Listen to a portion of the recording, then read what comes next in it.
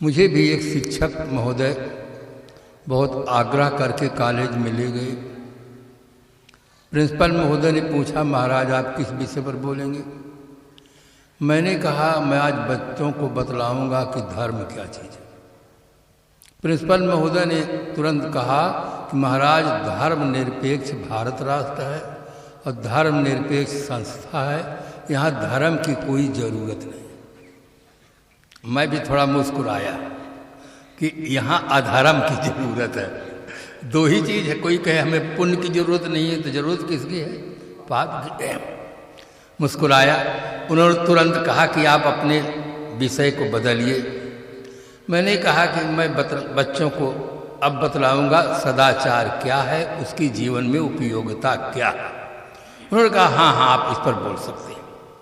प्रबंध हुआ। बोलने वाला तो परम स्वतंत्र होता है। सदाचार पर मैं बोल रहा था, बीच में धर्म का नाम लिया। मैंने कहा अध्यापकों का धर्म है अध्यापन कार्य करना। अगर अध्यापक अपना धर्म छोड़ देता है तो विद्यालय से निकाल दिया जाएगा। विद्यार्थी का धर्म है अध्ययन करना। अगर विद्यार्थी अपना धर्म छोड़ देता है तो वो फेल हो जाएगा। पत्नी का धर्म है पतिव्रत धर्म का पालन करना। अगर पत्नी अपने धर्म छोड़ देती है तो घर से निकाल दी जाएगी। साधु का धर्म है साधना करना, मन इंद्रियों का निग्रह करना, नियंत्रण में रखना। अगर साधु अपना धर्म छोड़ देता है तो साधु डिपार्टमेंट से निकाल दिया जाता है। धर्म वो तत्व है जिसके धारण करने से व्यक्ति अपने पद पर प्रतिष्ठित होता है, गौरवान्वित होता है, और धर्म विहीन मनुष्य की वो दशा होती है जो सड़े हुए फल की दशा होती है, जो केवल फेंक देने के काम आता है। मैंने अंतिम में कहा, जो धर्म पालन से विमुख, जिसको विषय ही भोग्य है, संसार में मरना उसी का सोचने के योग्य है। जो इंद्रियों को जीत कर धर्माचरण में लीन है, उसके मरण के सोच क्या वो मुक्त बंधनहीन है। मैंने कहा मैथिली शरण गुप्त जी ने लिखा। जब प्रवचन समाप्त हुआ तो प्रिंसिपल महोदय उठकर खड़े हुए और कहे कि आज हमें एक नई दिशा मिली है। धर्म का अर्थ है कर्तव्य का पालन करना। बंधुओं, मनुष्य बुद्धिजीवी है। धर्म स्व की खोज करता है और विज्ञान पर की खोज करता है।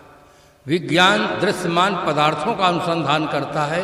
ये पदार्थ क्या हैं, मिला देने पर क्या संभावना है, क्या शक्ति उत्पन्न होती है, ये विज्ञान का विषय है। और धर्म है जो खोज करने वाला है वो कौन है, जिसको जरूरत है खोज करने वाला कौन है।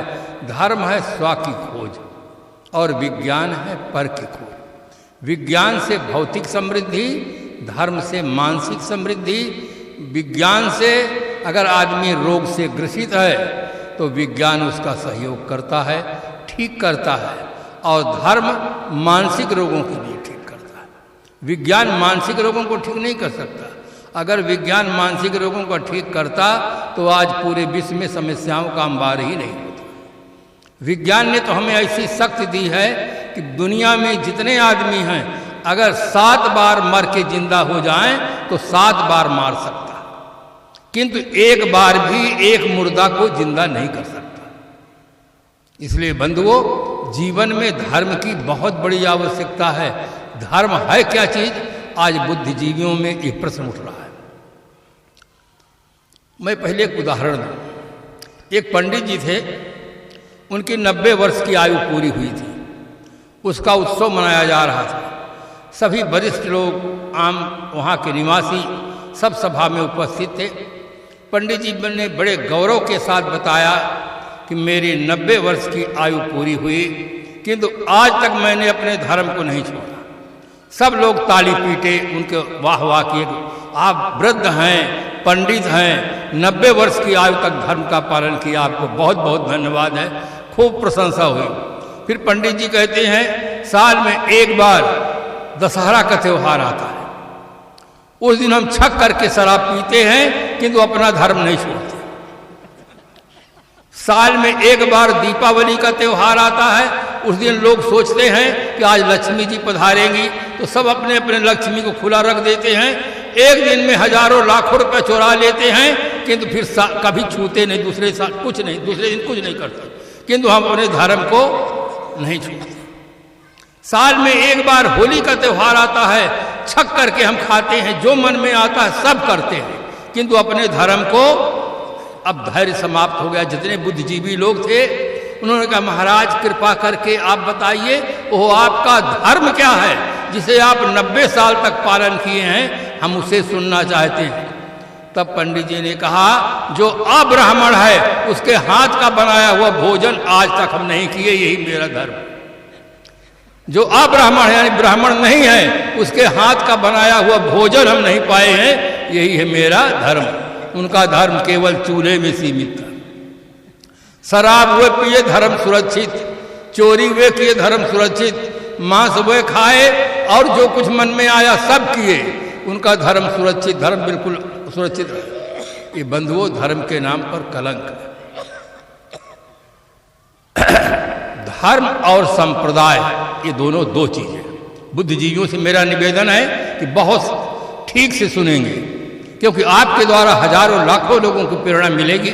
वैसे मैं इसे पुस्तक में लिखा हूँ, जीवन सौरभ पुस्तक मेरी उपलब्ध है यहाँ पर, उसमें मैं विस्तार से लिखा हूँ कि धर्म क्या चीज़ है, संप्रदाय क्या चीज़ है। संप्रदाय किसी देश, किसी काल, किसी महापुरुष के द्वारा बनता है और धर्म सनातन होता है, शाश्वत होता है। संप्रदाय अनेक होते हैं और धर्म एक होता है। आज बहुत हो हल्ला मच रहा है कि धर्म परिवर्तन हो रहा है, धर्म परिवर्तन हो रहा है। बंधुओं ध्यान से सुनना, धर्म परिवर्तन नहीं होता है, मजहब परिवर्तन होता है। मजहब का भेष में परिवर्तन होता है, मजहब की मान्यताओं में परिवर्तन होता है, किंतु धर्म में किंचित भी परिवर्तन नहीं होता है। धर्म अपरिवर्तनशील है, उसमें कभी भी किंचित परिवर्तन नहीं होता है, वही धर्म होता है। जिसमें परिवर्तन होता है वो मजहब होता है। अपने अपने मजहब को लोगों ने धर्म कहना शुरू कर दिया और हमारे राष्ट्र के नायक राजनेता लोग बिना ठीक से चिंतन किए यही वो भी भूल कर बैठे जो लिख दिए कि धर्मनिरपेक्ष भारत राष्ट्र। उनको लिखना चाहिए था संप्रदाय निरपेक्ष भारत राष्ट्र, मजहब निरपेक्ष भारत राष्ट्र। भारत विभिन्न संप्रदायों के लोग यहाँ रहते हैं, हम किसी संप्रदाय की अपेक्षा नहीं रखते हैं, सभी संप्रदायों को समभाव से देखते हैं, ऐसा होना चाहिए। लिख दिए धर्मनिरपेक्ष, इसका मतलब अधर्म सापेक्ष। कुछ भी चिंतन नहीं किया गया है और उसका प्रभाव बहुत व्यापक पड़ गया हमारे छात्रों में, शिक्षकों में कि हाँ धर्म की हमें जरूरत नहीं है। मजहब, मंदिर, मस्जिद, गिरजाघर, गुरुद्वारा ये मजहब की देन है, समाजों की देन है, परंपरा की देन है, धर्म की देन नहीं। धर्म का इससे कोई मतलब नहीं, ये मजहबों की देन है। आप मनुस्मृति उठा कर देखिए, मनुस्मृति में जहाँ धर्म के 10 लक्षण हमारे मनु जी ने लिखा है, वहाँ लिखा है धृति ही क्षमा दमो स्तेयम शौच मिंद्रे निग्रह धीर विद्या सत्यम क्रोधो दशकम धर्म लक्षणम। न किसी देवी का नाम है, न देवता का नाम है, न मंत्र का नाम है, न ईश्वर का नाम है, न अवतार का नाम है, किसी का नहीं, केवल सब है मानवीय गुण उसमें लिखा गया। और आगे सोचिए, धर्म के पहले जितने विशेषण लगाए गए सब धर्म को संकुचित कर दिया। धर्म विशेषण रहित है बंधु, उसके पीछे किसी विशेषण की आवश्यकता नहीं। आग केवल आग है। कोई कहता है ये हिंदू की आग है, मुसलमान की आग है, ईसाई की आग है, जैन की आग है, बौद्ध की आग है। जैन का सत्य है, बौद्ध का सत्य है, ईसाई का सत्य है, हिंदू का सत्य है, कोई नहीं कहता। आग केवल आग है, सत्य केवल सत्य है। आग सबके लिए आग है। ऐसा नहीं कि मुसलमान के लिए आग हो, हिंदू के लिए पानी हो, ईसाई के लिए हवा हो, ऐसा नहीं। आग सबके लिए आग है, जल सबके लिए जल है, वायु सबके लिए वायु है, पृथ्वी सबके लिए पृथ्वी है, सत्य सबके लिए सत्य है और धर्म सबके लिए धर्म। जो सबके लिए है वो धर्म होता है। जो एक के लिए हो, एक के लिए ना हो, निर्णय से समझ लीजिए वो कोई मजहब की कर्मकांड है, मजहब की देन है, धर्म की देन नहीं। धर्म विशेषण रहित है, धर्म केवल धर्म है बस।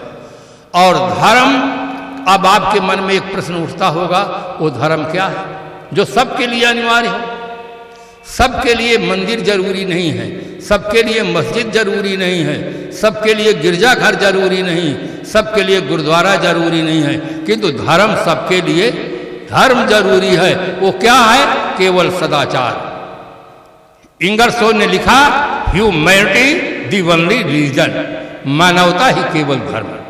सदाचार धर्म है, दुराचार अधर्म है। चाहे किसी भी परंपरा का मानने वाला व्यक्ति होगा, चाहे वो मंदिर का पुजारी हो, चाहे मस्जिद का मुल्ला हो, चाहे गिरजाघर का पादरी हो, अगर ये चोरी बलात्कार करते हैं तो ये पकड़े जाएंगे, जेल जाएंगे। ये कह के नहीं छूट सकते हैं कि हम मंदिर के बड़े पुजारी हैं, मस्जिद के बड़े मुल्ला हैं, गिरजाघर के बड़े पादरी हैं, ऐसा कह के नहीं छूट सकते। दुराचार केवल अधर्म है और सदाचार केवल धर्म है। और धर्म है स्व की खोज, धर्म है आत्म तत्व का बोध, अपने सत्ता का बोध। इस जगत का बनाने वाला कोई परमात्मा, ईश्वर कोई है या नहीं, इस पर दो मत हो जाएंगे।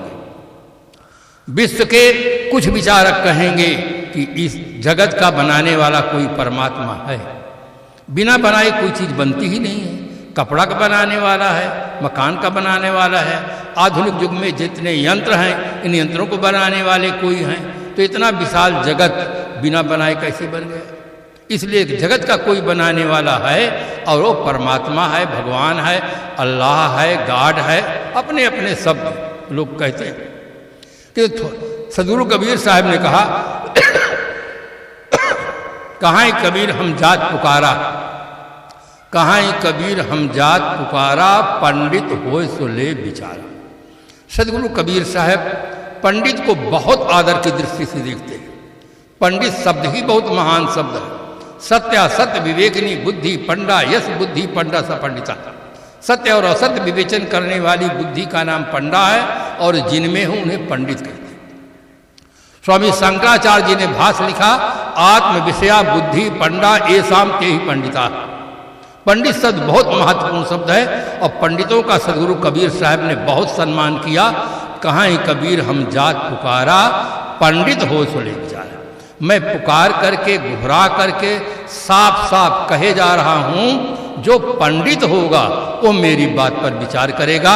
मैं कहता हूं कि जगत का कर्ता कोई नहीं है, जगत अनादि है, अनंत है, इसका निर्माण करने वाला कोई नहीं है, किंतु मेरी बात को केवल पंडित विचार करें।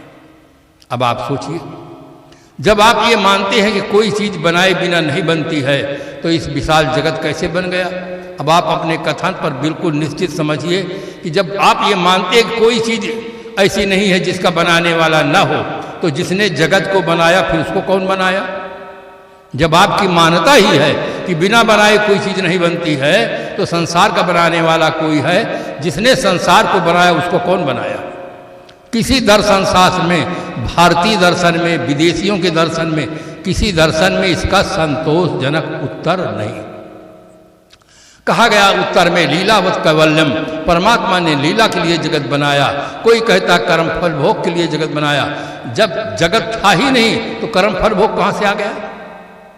और लीला कैसे किया? लीला तो वो करता है जिसके मन में असंतोष होता है, अतृप्ति होती है, वो लीला करता है। उसके लीला देहधारी करता है। अकेले चेतन कुछ लीला नहीं कर सकता, कुछ नहीं कर सकता। इसलिए बौद्धिक समाधान इसमें कुछ नहीं आता है। इसीलिए एक दार्शनिक ने लिखा, पाश्चात्य मनोवैज्ञानिक टेंसले ने लिखा था, और ये छपा जब गीता धर्मांक गीता प्रेस से जो निकला है, उसमें जब मैं पढ़ा, उस समय मैं ऋषिकेश में पढ़ रहा था परमार्थ निकेतन में, मुझे बड़ा आश्चर्य हुआ कि गीता प्रेस पक्का ईश्वरवादी है, इसने छापा कैसे है? उसमें पाश्चात्य मनोवैज्ञानिक टेंसले का उदाहरण लिखा था कि टेंसले ने लिखा है कि यह बात उतनी सही नहीं है कि ईश्वर ने जगत को बनाया है, जितनी यह बात सही है कि मनुष्य ने ईश्वर को बनाया। संपूर्ण संसार में ईश्वर का नाम लेने वाला मनुष्य है। मनुष्य के अलावा पशु पक्षी में तो कोई बात ही नहीं हो सकती है। दूसरा कोई आकाश से आता ही नहीं कि मैंने इसको बनाया। विश्व विभिन्न विचारों का केंद्र है बंधुओं, इसलिए ईश्वर है या नहीं इस पर संदेह हो सकता है। स्वर्ग है या नहीं इस पर भी संदेह हो सकता है।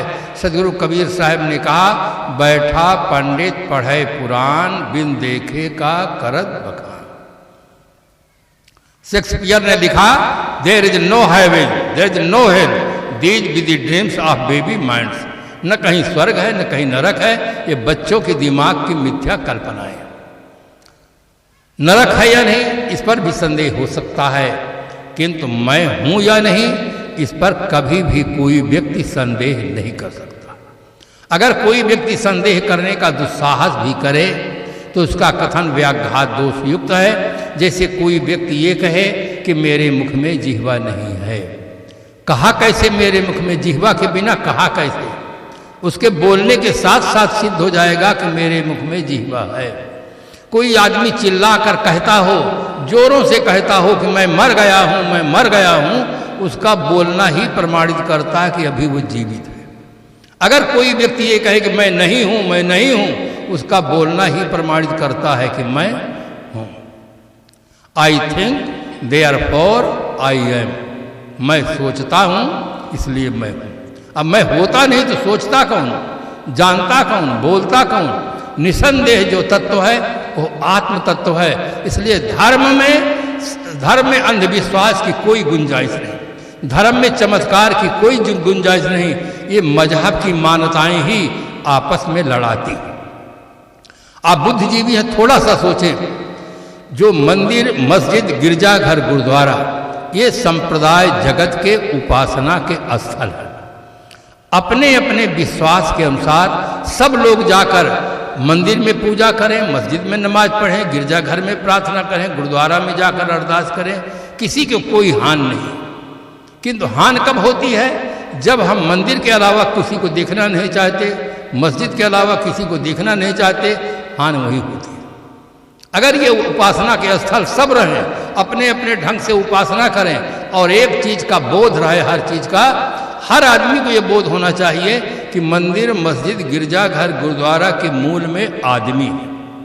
अगर आदमी न हो, धरती में चाहे जितने प्राणी हो, तो एक भी मंदिर, मस्जिद, गिरजाघर, गुरुद्वारा नहीं बन सकते। मंदिर का बनाने वाला आदमी है, मंदिर की मूर्ति को बनाने वाला आदमी है, मंदिर की मूर्ति में प्राण प्रतिष्ठा करने वाला आदमी है, मंदिर की मूर्ति के सामने हाथ जोड़कर श्रद्धा सुमन समर्पित करने वाला आदमी है, और नाराज हो जाए तो तोड़कर फेंक देने वाला भी आदमी है। इसलिए मानव तू सबसे महान। अगर सब लोग अपने एक से सोचें, हर आदमी के साथ हर संप्रदाय वाला व्यक्ति सुंदर व्यवहार करे, तो मंदिर, मस्जिद, गिरजाघर, गुरुद्वारा का होना सार्थक। ये जब आदमी को आदमी से नहीं मिलाते हैं तो आदमी को भगवान से कैसे मिलाएंगे? एक धनवान आदमी था, उसके मन में बहुत श्रद्धा थी, बहुत श्रद्धा थी। उसने कहा कि मुझे ऐसी चीज बताओ जिससे मैं बनवा दूं, मेरे पास बहुत पैसा है, शरीर छूट जाने पर पता नहीं किसके हाथ में जाएगा, क्या होगा, मैं कुछ ऐसा बनवाना चाहता हूं कि सब आदमी उसमें उपस्थित है। हिंदुओं से पूछा, पंडित जी से पूछा, पंडित जी ने कहा एक विशाल मंदिर बनवा दो, उसमें सब आदमी जाएंगे। बनवा दिया। अब उसमें हिंदू के अलावा कोई जाता नहीं, मुसलमान जाता नहीं, ईसाई जाता नहीं, जैन जाता नहीं, बौद्ध जाता नहीं, सबके अपने प्राइवेट भगवान है, रेगुलर भगवान कहीं नहीं है, सबके प्राइवेट भगवान है। अपने भगवान को नमस्कार करते, दूसरे भगवान को देखना तक नहीं चाहते। नाम लेना, गाली मुख से बकेंगे पर दूसरे भगवान का नाम नहीं ले सकते। विचारों में बहुत संकीर्णता है, संप्रदाय जगत में विचारों में बहुत संकीर्णता है। ऐसी संकीर्णता को लेकर के देश की तमाम चीजों को नाश किया जाता है। अब वो मंदिर बनवा दिया, कोई न जाया, तो एक मुल्ला जी मिल गए। अरे क्या बनवा दिए हो मंदिर, हमारे लिए कहाँ कुछ किए हो, कहा जल्दी तोड़ो मंदिर को, मस्जिद बनवा दो, हम जाएंगे। अब वहाँ मस्जिद बन गई। अब मुसलमान छोड़ को अब हिंदू जाना बंद कर दिए। अब वो जगह पवित्र नहीं रह गई, अपवित्र जगह हो गई। अब मस्जिद में नमाज पढ़ने वालों की संख्या बढ़ गई, न ईसाई जाते हैं, न जैन जाते हैं, न बौद्ध जाते हैं, न हिंदू जाते हैं। बड़ा दुखी हुआ आदमी कि मैं ऐसी चीज बनवाना चाहता हूँ जिसमें सब जाएं। ईसाई पादरी मिल गए, कहा इसको गिरवाओ जल्दी से, गिरजाघर बनवा दो, हमारी विश्व में सबसे अधिक संख्या है, हम सबको बुलाएंगे, सबको आमंत्रित करें। गिरजाघर बनवा दिए। अब जो मुसलमान जाते थे वहाँ मस्जिद में नमाज, अब कोई जाना बंद कर दिए। हिंदू पहले से नहीं जा रहे थे, जैन नहीं जा रहे, बौद्ध नहीं जा रहे, वो आदमी बहुत दुखी हुआ। ऐसी कोई चीज मुझे नहीं बताता है जिसमें ऐसी चीज बनवा दूं सब जाएं, विश्व भर के सब आदमी जाएं, आदमी मात्र जाए, किसी से कोई नफरत ना हो, घृणा ना हो। अरे आदमी तो धरती का सिरमौर प्राणी है, आदमी नहीं होता तो ये कुछ विकास नहीं होता। आज विश्व में जो विकास हम देख रहे हैं उस विकास का सारा श्रेय केवल आदमी को प्राप्त है। तो इसलिए उसने कहा कि अब उसको एक बहुत सज्जन सुलझे हुए व्यक्ति मिल गए। उसने कहा भैया मेरी समस्या का समाधान करो। आप सब लोग कहते हैं कि ये अमुक व्यक्ति बहुत सुलझे हुए हैं, मैं ऐसा कुछ बनवाना चाहता हूँ जिसमें सब लोग आएं, सब लोग रहें, सब प्रेम करें। उसने कहा ठीक है, जल्दी से गिरजाघर गिरवा दो। कहा गिरवा तो मैं दूंगा, पहले बताओ मैं बनाऊं क्या? गिरा देने को तो मैंने 2 बार 3 बार गिरा दिया, बनाओगे क्या? अरे कहा सिनेमा घर बनवा दो। बनवा दिया सिनेमा घर। जितने हिंदू, मुस्लिम, जैन, पारसी, ईसाई सबके सब वहां जाने लगे और कोई किसी से विरोध नहीं करता है। सब जाकर टिकट लेकर के सब देखते हैं। सिनेमा घर सबका मिलन केंद्र बिंदु है, होटल सबका मिलन केंद्र बिंदु है। शराब की दुकान में सब पहुंच जाएंगे, किंतु भगवान के दरबार में सब नहीं जा सकते। कितनी विचारों की संकीर्णता। आदमी को विचारों की संकीर्णता और विचारों की विकृति समाज में अनेक समस्याओं को जन्म देती है। विचारों की संकीर्णता इतनी रहती है कि सास बहू से बोलचाल बंद रहता है, विचारों की संकीर्णता के कारण से। एक परिवार था, भक्त घर की लड़की थी और वहाँ ससुराल जब जाती है, संपन्न परिवार है, किंतु जो सास है उसको उसके विचारों में बड़ी संकीर्णता थी। बहू रानी की सब मोहल्ले भर की सब देवियाँ प्रशंसा करती हैं कि भक्त घर की लड़की है, सुबह जगती है, सब घर का काम संभालती है, प्रेम से सबके बोलती है, सेवा करती है। उसके गुणों का प्रशंसा थोड़े ही दिनों में सब लोग मोहल्ला भर के करने लगे। किंतु सास उसके जीवन को देखकर भीतर भीतर कुढ़ती थी। क्या क्यों कुढ़ती थी? वो कभी जैसे दूध पी लेती तो दूध नहीं मिलता तो दही खा लेती, और दही नहीं मिलता तो छाछ खा लेती, और छाछ जब नहीं मिलता तो घी ले लेती। और सास देख देख कर कुढ़ती रहती, कैसी घर में बहू आ गई है, ये सब पर हाथ फेरती है। एक चीज इसको खाना चाहिए, ये सब पर हाथ फेरती है। उससे रहा नहीं गया, मोहल्ला भर के सासों को इकट्ठा किया कि जिसको तुम बहुत प्रशंसा करती हो, अरे उसका जीवन तो देखो, ये सब पर हाथ फेरती है। दूध भी खाती है, दही भी खाती है, छाछ भी पीती है, घी भी खाती है। इसको आप लोग समझा दो कि केवल एक चीज खाए, चाहे जो कुछ खाए, एक चीज खाए, सब पर हाथ न फेरे।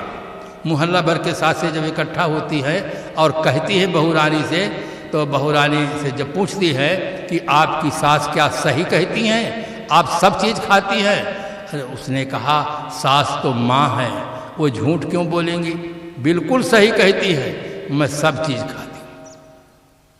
उन सासों ने सोचा कि ऐसी बहू रानी तो हमको मिलना चाहिए। जो आलोचना करता हो उसको माँ कहती है और अपनी भूल को स्वीकार करती है। बहुत कम लोग होंगे जो अपनी गलती को स्वीकार करते हैं। अपनी गलती को प्राय दूसरे के ऊपर लोग थोपते हैं। ये अपनी गलती स्वयं स्वीकार कर रही है। तो उन्होंने कहा कि आपकी सास कहती हैं केवल एक चीज खाएं और चीज न खाएं, चाहे जो खाएं, एक चीज खाएं। बहू रानी कहती है आज के बाद अब आपको दोबारा कभी नहीं आना पड़ेगा, आज से मैं अब एक ही चीज खाऊंगी। अपनी गलती को स्वीकार किया और उनके निर्णय को भी स्वीकार कर लिया। सायंकाल का समय था, अपने गुरुदेव को याद करती है, गुरुदेव मेरे सामने बड़ी समस्या खड़ी, आप अंतर से कुछ प्रेरणा दें, मैं क्या करूं। शांत चित्त होकर बैठती है, आंख बंद कर लेती है। थोड़ी देर बाद उसको भीतर से प्रेरणा मिलती है कि बेटी घबराओ मत, जब दूध दुह के आ जाए तब तुम केवल दूध पी लेना, बस एक चीज खा लेना। उसको समाधान मिल जाता है, खुश होती है। सुबह होता है, दूध घर में आता है, दूध को सब पी जाती है। अब 1 दिन हुआ, 2 दिन हुआ, 3 दिन हुआ, जब दूध ही नहीं बचा तो दही कहां से होगा, छाछ कहां से होगा, घी कहां से होगा। 1 सप्ताह जब बीता तो सास तो एकदम घबरा जाती है। कि इसके पास कैसी बुद्धि है, ये तो मूल को अनुसंधान कर दिया। फिर मोहल्ला भर के सासों के पास जाती है, कहती उसको समझाओ, अरे वो तो दूध ही पी लेते हैं, अब दही कहाँ से बने, छाछ कहाँ से बने, घी कहाँ से बने। वो सासों ने कहा अच्छा ये बताओ वो और कुछ खाती है कि एक ही चीज़ खाती? कहा नहीं, खा रही तो एक ही चीज़ है। कहा अब हम नहीं जाएंगे समझाने के लिए, आपने पहले कह दिया कि चाहे जो कुछ खाएं एक चीज़ खाएं, अब हम नहीं जाएंगे। तो देखो विचारों में कितनी संकीर्णता होती है। विचारों ननंद और भौजाई, ये ननंद का अर्थ होता है ना धन आनंद बराबर ननंद।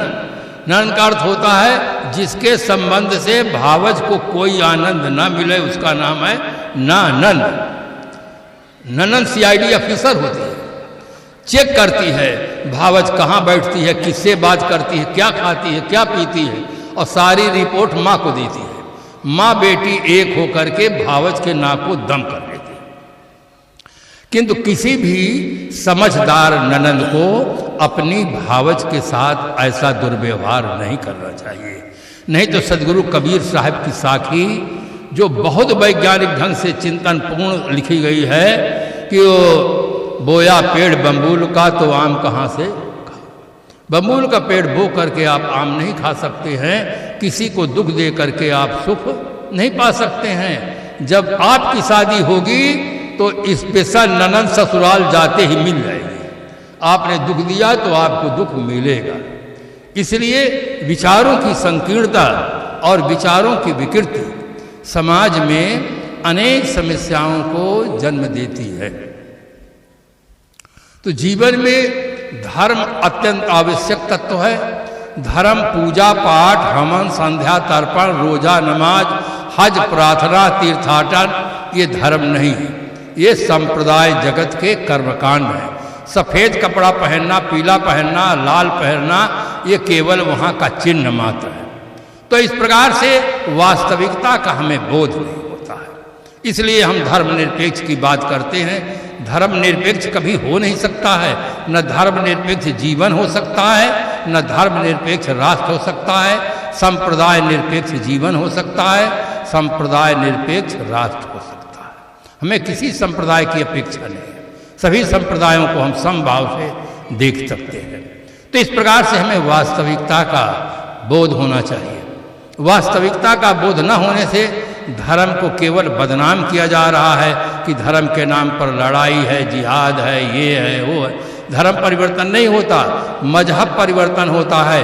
कोई व्यक्ति हिंदू है, अगर मुसलमान बन गया है तो पहले चोटी रखाता था, अब दाढ़ी रखाने लगा। पहले मंदिर में जाता था, मस्जिद में जाने लगा। पहले राम जपता था, अल्लाह जपने लगा। तो उसका क्या परिवर्तन हुआ? कर्मकांड में परिवर्तन हुआ, भेष में परिवर्तन हुआ, उपासना स्थल में परिवर्तन हुआ। किंतु पहले आंख से देखता रहा, अब कहाँ से देखेगा? दूसरे इंद्रिय से देखेगा। आंख का देखने का धर्म बदल जाएगा, कान का धर्म बदल जाएगा, हाथ का धर्म बदल जाएगा, पैर का धर्म बदल जाएगा। इंद्रियों का धर्म नहीं बदलता है, मन का धर्म नहीं बदलता है, आत्मा का धर्म नहीं बदलता है। तो धर्म अपरिवर्तनशील है। केवल मजहब बदलता है, मजहब का वेश बदलता है, मजहब की मान्यताएं बदलती हैं, मजहब का कर्मकांड बदलता है, धर्म नहीं बदलता है। बंधुओं, कम से कम बुद्धिजीवी लोगों को तो इस प्रकार से सोचना चाहिए। धर्म परिवर्तन नहीं होता है, ये मजहब परिवर्तन होता है। केवल धर्म को बदनाम किया गया है, धर्म का साफ साफ निर्णय नहीं हुआ कि धर्म है क्या चीज। इसलिए बंधुओं, अच्छी तरह से जो बुद्धिजीवी लोग हैं उनको पढ़ना चाहिए जीवन सौरभ, और अपनी राय देनी चाहिए कि अगर और कुछ विस्तार करना हो तो अपनी राय भी दे सकते हैं कि इसमें और जोड़ा जा सकता है। धर्मनिरपेक्ष शब्द गलत है। इसलिए हर आदमी को धार्मिक बनना चाहिए। धार्मिक मतलब सदाचार निष्ठ जीवन जीना, ये धार्मिक होने का लक्षण है। जो आदमी चोरी करता है, हिंसा करता है, ब्लैक मार्केट का घूस लेता है, तो चाहे जिस परंपरा का हो, आदमी धार्मिक नहीं है, मजहबी है। पक्का नमाजी हो सकता है, पक्का पुजारी हो सकता है, पक्का प्रार्थना करने वाला हो सकता है, किंतु एक अच्छा इंसान नहीं हो सकता। और धर्म बताता है कि आदमी अच्छा आदमी बने, बी गुड एंड डू। इसलिए धर्म की जरूरत है। अधर्म है केवल दुराचार, अधर्म है। कोई आदमी सदाचार से जीवन जीता है और परोपकार में जीवन जीता है, किसी मंदिर में नहीं जाता, किसी मस्जिद में नहीं जाता, किसी गिरजाघर में नहीं जाता, कोई वो प्रार्थना उपासना नहीं करता है, किंतु वो राष्ट्र के लिए एक अच्छा नागरिक है और सच्चा वो धार्मिक आदमी। धार्मिक वो है जो सदाचार निष्ठ जीवन जीता है, अधार्मिक वो आदमी है जो दुराचार में जीवन जीता है। 3-4 लाइन है।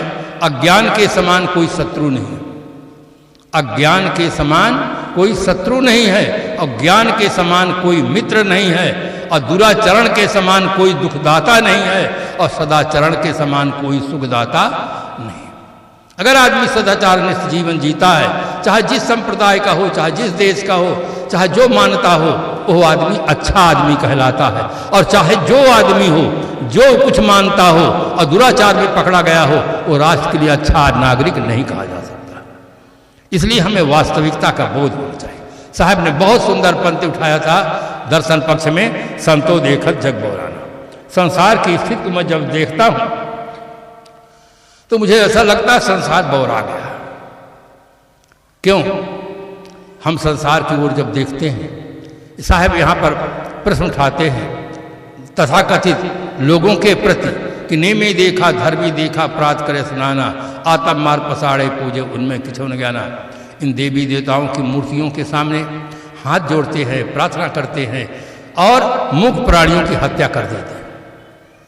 मैं कलकत्ता गया, ऐसा संजोग था, कार थी, बैठा और संत साथ में थे। जैसे उधर हमें पंडे लोग घेर लिए, लीजिए महाराज प्रसाद लीजिए, फूला माला लीजिए। मैं सुनता रहा थोड़ी देर से हंसी के रूप में कि इनको क्या क्या कहते हैं। सुनता है ये महाराज ये लीजिए, महाराज ये लीजिए। जब मुझे घेर दिए चारों तरफ से, मैंने कहा भाई आप लोग क्यों परेशान हैं? मैं कलकत्ता में देवी जी का दर्शन करूंगा, उनसे पूछूंगा कि तुम्हें क्या जरूरत है, उसके जरूरत के अनुसार मैं चढ़ाऊंगा। जब बताएंगे मुझे ये चीज़ चाहिए तो मैं उनको चढ़ाऊंगा। तो एक पंडा पुराना था, उसने कहा भागो भागो ये कबीरपंथी है, ये दूसरे को बता देंगे तो वो भी भाग जाएंगे। सब 1 मिनट के अंदर सब भाग खड़े हैं। अब निर्जीव मूर्तियों के सामने सजीव प्राणियों की हत्या हो रही है। आज के इस वैज्ञानिक युग में क्या सोच में कितनी विकृति आ गई है। जो मूर्ति बोल नहीं सकती, देख नहीं सकती, आग लग जाए तो आवाज नहीं कर सकती, भाग नहीं सकती, कुछ नहीं कर सकती, और चोर आ जाए उठा ले जाए तो बोल भी नहीं सकती है कि मैं यहाँ के रहने वाली, मुझे ना ले जाओ, कुछ नहीं कर सकते। उस मूर्तियों के लिए कितना हमारे देश का अरबों रुपया बेकार चला जा रहा है और उसमें हत्याएं हो रही हैं। आज भी लोग समझने के लिए राजी नहीं है, धर्म के नाम पर कितने बकरा भैंसा भेड़ा सब काटे जा रहे हैं। मैं अपने बचपन की कहानी सुनाऊं। बचपन का मतलब साधु वेश में आए मुझे 1 साल बीता था। मैं सत्संग बोलने के थोड़ा विद्यार्थी जीवन से आदत थी तो बोल रहा था। वो उसमें एक मुल्ला जी थे, उनको काजी साहब कहते थे। मैंने कहा आपको हाजी साहब काजी साहब क्यों कहते भाई? मैं जानता भी नहीं था, एक वास्तविकता है, मैं जानता नहीं था। और वो सच्चे इंसान थे, परंतु उनके अंदर जो भ्रामक मान्यताएं थी वो थी गड़ी हुई। कहे मैं हज करके आया हूँ साहब, इसीलिए मुझे हाजी साहब कहते हैं। मैंने कहा हज में क्या करते हो? कहा खुदा के नाम पर एक ऊँट की कुर्बानी किया। अब बचपन था, आज तो नहीं कहता, उस अवस्था में कुछ नया जोश था। मैंने कहा तुम्हें हाजी कहें कि पाजी कहें? एक खुदा के नाम पर ऊँट की कुर्बानी कर दी। अच्छा ये बताओ ऊँट को किसने बनाया है? अल्लाह ताला ने बनाया कि किसी और ने बनाया? कोई और बनाने वाला है? कहे नहीं अल्लाह ताला है। मैंने कहा एक सेठ की दुकान में तुम नौकरी करो और सेठ के बच्चे को पका कर खा जाओ तो सेठ तुम्हारे ऊपर मुकदमा चलाएगा, तुम्हें आशीर्वाद देगा। तो वो एकदम स्तब्ध होगा, चुप शांत होगा। कहे क्या करें महाराज, हमारे यहाँ तो यही बताया जाता है। 3 दिन मैं वहाँ रहा, तीनों दिन सत्संग में आता रहा। उसके मन में कुछ ऐसे द्वेष की भावना नहीं हुई। मैंने उनको बताया कि अगर तुम्हारे शरीर में जब कोई थोड़ा सा कुछ लग जाता है, खून निकलता है, तुम्हें दर्द होता है, तकलीफ होती है, और दूसरे के यहाँ जब काटा जाता है उसको तकलीफ नहीं होती होगी। मांस खाते हो, अपने शरीर का मांस किसी को खाने दे सकते हो? अपने बच्चे को कोई व्यक्ति मांस खाना चाहे तो आप दे देंगे, पूरे ताकत लगा देंगे, और वो नहीं देंगे। और मुख्य प्राणियों की मांस करते मांस खाते हो। घर में कोई आदमी मर जाता है, हम शमशान में ले जाते हैं, कब्रिस्तान में ले जाते हैं, और बाहर से एक मुर्दा लाते हैं, घर में पकाते हैं, और पेट को कब्रिस्तान बना रहे हैं। कस के समझाया तो उसकी आंख खुल गई। वो कहा कि अच्छा मैं नहीं करूँगा सब। तो तात्पर्य है कि बहुत से हमारा भाई लोग अंधेरे में पड़े, उनको सही रास्ता नहीं मिल रहा है, सही बताने वाला नहीं है। सदगुरु कबीर साहब ने कहा, मैं सच्चे पथ का राही हूँ, कह सकता दिन को रात नहीं, ईमान बेच दूं टुकड़ों में, ये मेरे बस की बात है। मैं ऐसा नहीं कर सकता हूँ, अपना ईमान नहीं बेच सकता हूँ। जो सही है वही मैं कहूँगा। सांच कहूँ जग मारन धावे, झूठे जग पतियाना, फुर फुर कहूँ मार सब कोई, झूठे झूठा संगत हुई। अगर मैं फुरफुर कहता हूँ कि इस धरती पर देवी देवता माता और पिता हैं, इनकी श्रद्धा से सेवा करो, तो लोग मुझे मारने को दौड़ते हैं। कहते देवी देवता तो मंदिर में रहते हैं, ये तो घर में रहते हैं। मैंने कहा जिन देवी देवताओं की आप पूजा करते हो, हनुमान जी की पूजा करते हो, शंकर भगवान की पूजा करते हो, मंदिर में रहे। हनुमान जी सुग्रीव के मंत्री थे, राजकाज वाले आदमी थे, राजकाज में करते थे। हनुमान जी स्वामी भक्त थे। जहाँ हनुमान जी का आप फोटो देखते हैं, भगवान राम के नीचे हाथ जोड़कर बैठे, राम काज कीन्हे बिना मोहि कहाँ विश्राम। स्वामी भक्त थे, सदाचारी पुरुष थे, वीर पुरुष थे। उनकी मूर्ति को देख करके हमारे मन में एक सुंदर भाव जमना चाहिए। आज पहले तो हनुमान जी एक थे, आज एक एक शहर में सैकड़ों हनुमान जी बैठे हैं। अगर हनुमान जी को लोग उठा ले जाएं, अगर हनुमान जी के मंदिर में चोरी होती है, हनुमान जी के पास गदा रहता है। अगर एक बार गदा मार दे चोरों को तो चोरी करना बंद हो जाए। कि हनुमान जी बड़े दयालु, कुछ नहीं करते। बंधुओं, आप एक बात मेरी नोट करें, जिसकी मूर्ति होती है वो मूर्ति में नहीं होता है। जिसकी मूर्ति होती है वो मूर्ति में नहीं होता है। शेर की मूर्ति बाहर बनी रहती है। अगर शेर की मूर्ति में शेर रहे और एक बार दहाड़ दे तो पुजारी समेत 9 2 11 हो जाएंगे, सब भाग खड़े हो जाएंगे। गाय की मूर्ति में गाय नहीं है, अगर उसमें चाहो कि हम दूध निकालें, जीवन भर श्रद्धा रखो, 1 तोला दूध मिलने वाला नहीं है। आज आदमी कितना भटका हुआ है, दूध के लिए सच्ची गाय रखता है, घास खिलाता है, चारा खिलाता है, दाना खिलाता है। पत्नी चाहिए तो असली चाहिए, कागज वाली नहीं चाहिए। डॉक्टर चाहिए तो कागज वाला नहीं चाहिए, असली डॉक्टर चाहिए, असली मास्टर चाहिए। पूजा करने के लिए केवल नकली चाहिए, डुप्लीकेट। कितना आदमी भटक गया है। साहब के मन में कितना बड़ा दर्द है। तब साहब ने कहा, नेमी देखा धर्मी देखा, प्रात करे स्नाना, आत्म मार पसाड़े पूजे उनमें चुनगा। संत सम्राट श्री कबीर साहब एक महान क्रांतिकारी संत थे, इसीलिए उनको संत शिरोमणि की उपाधि से विद्वानों ने विभूषित किया है कि वो संतों में शिरोमणि। 2 टूक की बात कहने वाले हैं, साफ साफ कहने वाला। इतना साफ किसी ने कहा नहीं जितना सदगुरु कबीर साहब ने कहा। सदगुरु कबीर साहब उस जमाने में होकर कहते हैं, सुनत करा तुरुक जो होना औरत को क्या कहिए, अर्ध शरीरी नार बखाने ताते हिंदू रहिए। मुसलमानों का शासनकाल था। उस शासनकाल में उन्होंने कहा, तुम सुन्नत करा कर मुसलमान बन जाते हो, स्त्री की सुन्नत नहीं होती है, वो तो हिंदू रह जाती, इसलिए तुम हिंदू रहो, मुसलमान बन जाओ। कितनी बड़ी दृढ़ता के साथ साफ साफ बोलने वाले महापुरुष थे।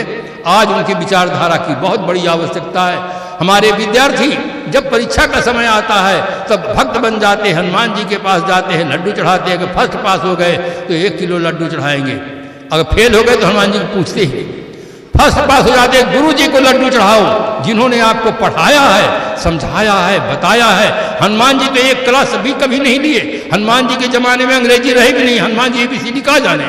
इसलिए बंधुओं, वास्तविकता का बोध विद्यार्थियों के अंदर होना चाहिए, आत्मविश्वास होना चाहिए, और ये काम हमारे शिक्षक बंधुगण कर सकते हैं।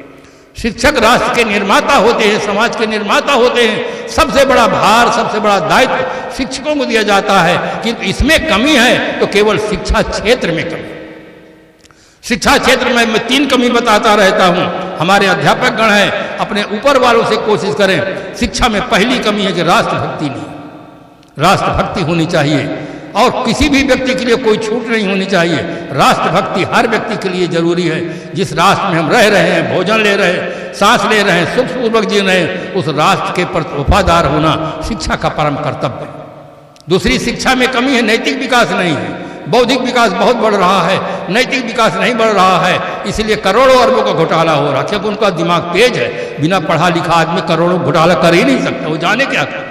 पढ़े लिखे लोग करते हैं भ्रष्टाचार। तो उन्हें शिक्षा में बौद्धिक विकास के साथ साथ नैतिक विकास होना चाहिए, और वो पढ़ाया जाना चाहिए। सबसे मूल में कमी है शिक्षा में। सबसे पहले पढ़ाया जाना चाहिए, पढ़ने वाला कौन है, पढ़ाने वाला कौन है। शरीर बहुत सुंदर हो, शरीर से चेतना निकल गई हो, कौन पढ़ाएगा, कौन पढ़ेगा। पढ़ने वाला, शिक्षा की जरूरत किसको है। राष्ट्र विकास की जरूरत किसको है, दुख से मुक्त कौन होना चाहता है, पहले वो पढ़ाया जाना चाहिए। मूल में भूल हुई है। इसलिए बंधुओं, 3 चीजों की शिक्षा में बहुत बड़ी कमी है। 2 लाइन हर व्यक्ति को याद रहना चाहिए, धन बल, जन बल, बुद्धि अपार और सदाचार बिन सब बेकार। चाहे जितना धन बढ़ जाए, चाहे जितना बड़ा परिवार बढ़ जाए, चाहे जितनी बड़ी बुद्धि हो जाए, अगर सदाचार जीवन में नहीं है तो राष्ट्र का अच्छा नागरिक नहीं हो सकता और सेंट्रल जेल से उसे कोई बचा भी नहीं सकता। इसलिए बंधुओं, धर्म की बहुत बड़ी आवश्यकता है। कोई आपसे पूछे कि एक शब्द में बताइए धर्म क्या चीज है, धर्म है सदाचार, जो सबके लिए जरूरी है। मंदिर वाले के लिए, मस्जिद वाले के लिए, गिरजाघर वाले के लिए, गुरुद्वारा वाले के लिए, भौतिकवादी के लिए सदाचार अगर नहीं होगा तो आदमी सुख से जीवन नहीं जी सकता है। समाज में अव्यवस्था फैल जाएगी और अनेक का समस्याएं उत्पन्न हो जाएंगी। धर्म है सदाचार जो सबके लिए है। समय बहुत ज़्यादा हो गया है, इसलिए मैं अपनी वाणी को विराम देता हूँ। हमारे कार्यकर्ता बंधुगण सूचना दिए कल का कार्यक्रम किस प्रकार से रहेगा। इन्हीं शब्दों के साथ आप बड़े शांति और धैर्य के साथ सुने हैं। सभा में उपस्थित सभी देवी देवताओं के प्रति शुभकामनाएं।